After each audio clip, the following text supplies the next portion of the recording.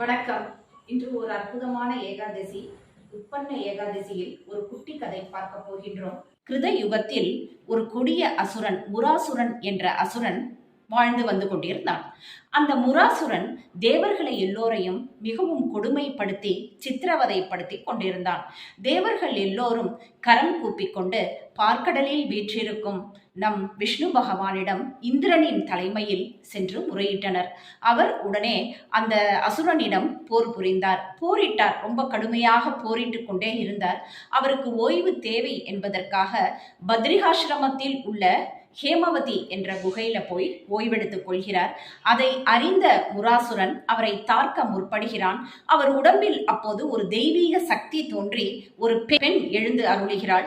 அந்த பெண் சகலவிதமான ஆயுதங்களுடன் அவர் முன் தோன்றி அந்த முராசுரனை தலையை வெட்டி வீழ்த்துகிறாள். அது இந்த ஏகாதசி நன்னாள்ல இது நடந்ததால் அவளுக்கு ஏகாதசி என்ற பெயர் வந்தது. இன்று உபவாசம் இருப்பவர்கள் அனைத்து பாவங்களில் இருந்தும் விடுபடுவார்கள் என்று வரம் அளிக்கிறார்.